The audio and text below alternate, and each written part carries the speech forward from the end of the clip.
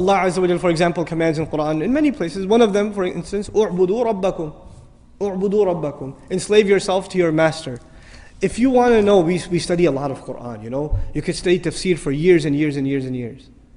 And my teacher asked me actually, one time I was studying with him, and I'd been not years, I was studying Quran with him for like 6 months, and he asked me, give me the summary of the Quran, one sentence. Actually, and I said, one sentence? He goes, okay, fine, 2. So he wants a summary of the whole Quran in 2 sentences. And I'm thinking, I'm going, in my head, I'm doing a review of the stuff he talks about all the time. How am I going to summarize the entire Quran in 2 sentences? And I remembered what he said and I used it, and he said, you're right. Alhamdulillah. Here's what it was. Number 1, accept Allah as master and accept yourself as slave. A lot of people accept Allah as master, but they still don't accept themselves as slave. Just accept it. Internalize that He is master, you are slave. Accept that. Number 1. And after you accept that, the second sentence, accept that this guidance is only beneficial to people who accept themselves as slaves. That's it. You say, Iyaka na'budu, you accept yourself as slave. Then what are you ready for? Ihdina sirat. Guidance. Slavery and guidance is the summary of the entire Quran. The Quran began with slavery, Iyaka na'budu.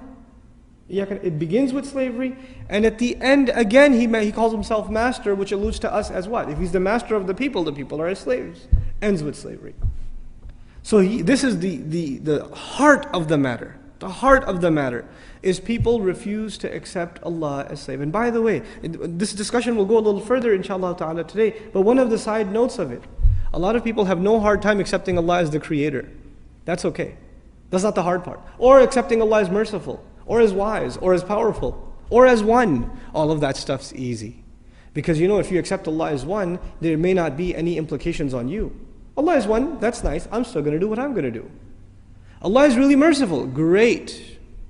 I still have my life. But if you say Allah is master, then what does that make me?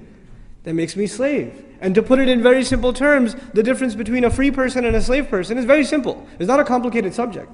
The difference between a free person and a slave person is a free person does whatever he or she wants. What does a slave do?